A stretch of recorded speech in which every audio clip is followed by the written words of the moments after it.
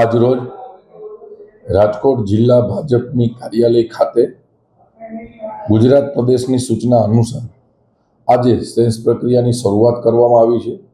રાજકોટ જિલ્લો આપણો મોટો છે, એટલા માટે રાજકોટ જિલ્લામાં બે જગ્યા ઉપર બે ટીમ રાખી અને આજે સેન્સ પ્રક્રિયા ચાલુ છે।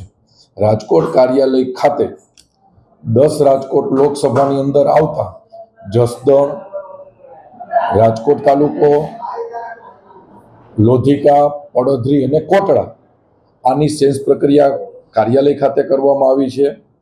પોરબંદર લોકસભામાં આવતા રાજકોટ જિલ્લાની વિધાનસભા એટલે ગોંડલ, જીતપુર, ધોરાજી, ઉપલેટા આની વ્યવસ્થા અમારે માર્કેટિંગ યાર્ડ ખાતે કરવામાં આવી છે। આજ રોજ ગુજરાત પ્રદેશ દ્વારા આયોજન કરેલ અમારા 3 સિનિયર આગેવાનો અહીંયા કાર્યકર્તાઓને સાંભળવા આવશે। એમાં પ્રવીણભાઈ માળી રાજ્ય કક્ષાના મંત્રી શ્રી, તેમજ અતુલભાઈ પટેલ, તેમજ ધર્મેન્દ્રસિંહ વાઘેલા, આવી રીતે અમારા 3 સિનિયર આગેવાનો આજે 10 વાગે અહીંયા સાંભળવા માટે આવશે।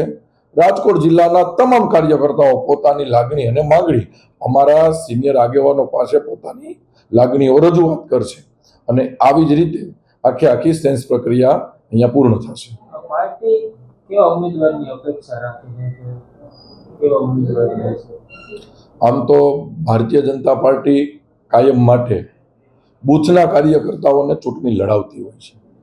એમ છતાં અત્યારે જેને ટિકિટ માગવી હોય એ પોતાની લાગણી રજૂઆત કરતા હોય, એમાંથી અમારી પ્રદેશની જે માળખું હોય, પ્રદેશની જે સિસ્ટમ છે એ પ્રમાણે સંકલન કરી પાર્લામેન્ટરી બોર્ડ બેસશે।